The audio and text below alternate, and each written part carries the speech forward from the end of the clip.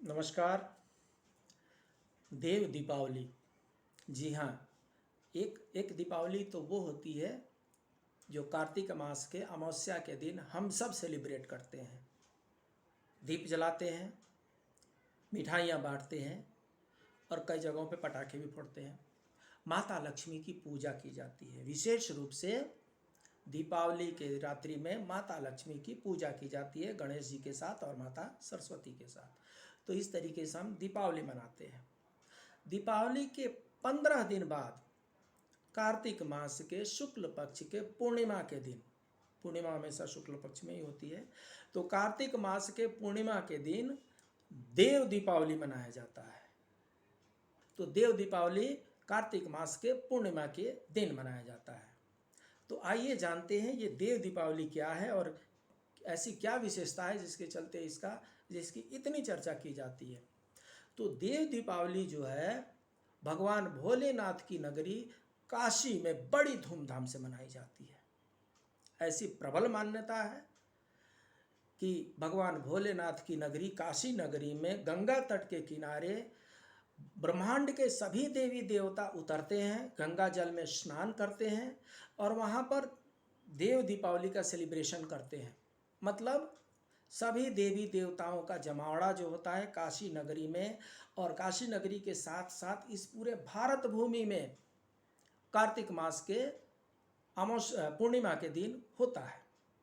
तो जिस दिन सारे देवी देवता इस धरती पे आ रहे हो, इस भारत भूमि के पावन पृष्ठ पर आ रहे हो, भारत के पावन भूमि पर जब सभी देवता आ रहे हों, भगवान भोलेनाथ के साथ देव दिवाली मनाने, तो हम उनमें पीछे क्यों रहें। हम भी भगवान भोलेनाथ के साथ सभी देवी देवताओं के लिए देव दिवाली मनाते हैं।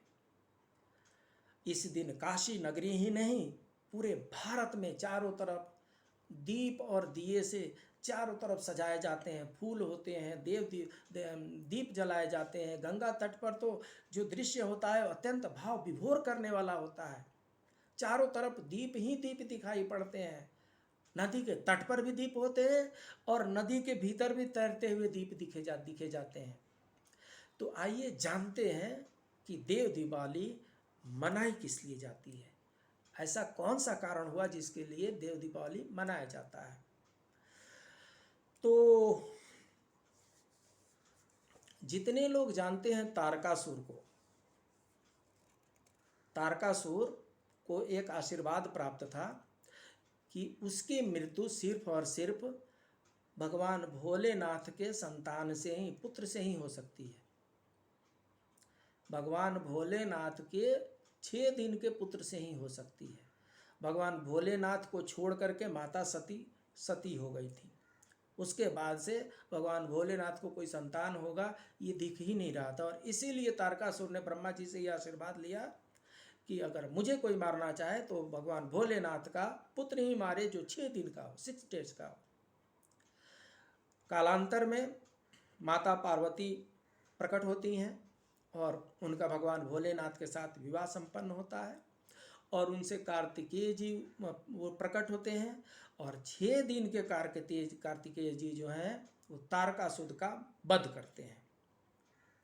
तारकासुर के वध करने के बाद से क्या होता है, कम से कम कुछ समय के लिए तो धराधाम जो है सुरक्षित हो जाता है।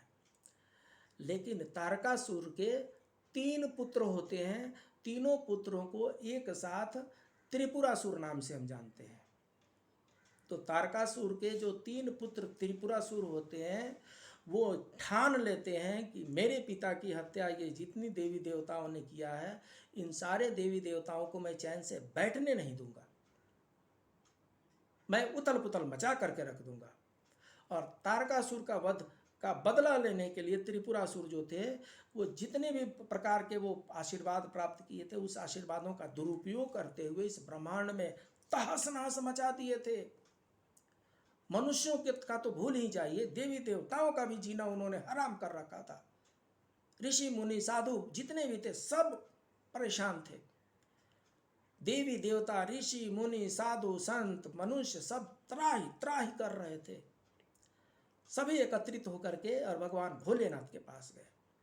और भगवान भोलेनाथ से उन लोगों ने निवेदन किया, हे त्रिपुरारी, हे भगवान भोलेनाथ, तारकासुर का वध तो भगवान कार्तिकेय ने कर दिया, लेकिन उनके जो तारकासुर के जो पुत्र हैं, 3 पुत्र हैं, त्रिपुरासुर जिनका नाम रखा गया है, ये त्रिपुरासुर जो है हम लोगों का जीना मुहाल कर दिए। इनके चलते हम त्राहि त्राहि कर रहे हैं। हे भगवान, इस त्रिपुरासुर के वध का कोई उपाय कीजिए।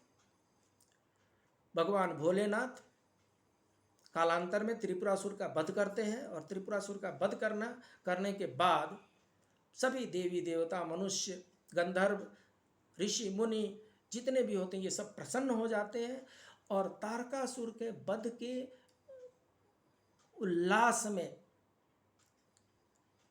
इस ब्रह्मांड में जितनी भी खुशियां होती हैं, अपनी खुशियों को प्रकट करने के लिए देव दीपावली मनाई जाती है।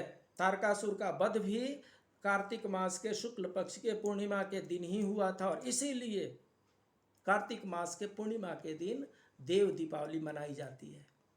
सारे देव प्रसन्न हो गए थे क्योंकि सारे देव भी जो थे वो त्राहि त्राहि कर रहे थे तारकासुर के, त्रिपुरासुर के चलते। तो त्रिपुरासुर का वध किया भगवान भोलेनाथ ने, इसलिए भगवान भोलेनाथ का एक नाम त्रिपुरारी भी है। अरि मीन्स दुश्मन होता है, त्रिपुर अरि मतलब त्रिपुरारी। भगवान भोलेनाथ जो है, जो त्रिपुर के असुर थे, त्रिपुरासुर, उनके ये अरि हुए, दुश्मन हुए, उनका सर्वनाश करने के लिए हुए, इसलिए इनको त्रिपुरारी भी कहा जाता है। तो कार्तिक मास के पूर्णिमा की रात्रि में सभी देवी देवता काशी नगरी में पधार करके देव दिवाली मनाते हैं और उस दिन वो भगवान भोलेनाथ का धन्यवाद ज्ञापित करते हैं, भगवान भोलेनाथ की प्रशंसा करते हैं, भगवान भोलेनाथ के साथ मिलकर के देव दीपावली मनाते हैं। इसलिए हम भी देव दीपावली मनाते हैं भगवान भोलेनाथ की नगरी काशी को ध्यान में रखते हुए अपने अपने रहने वाले स्थान पर 7 नवंबर को। जय श्री राम।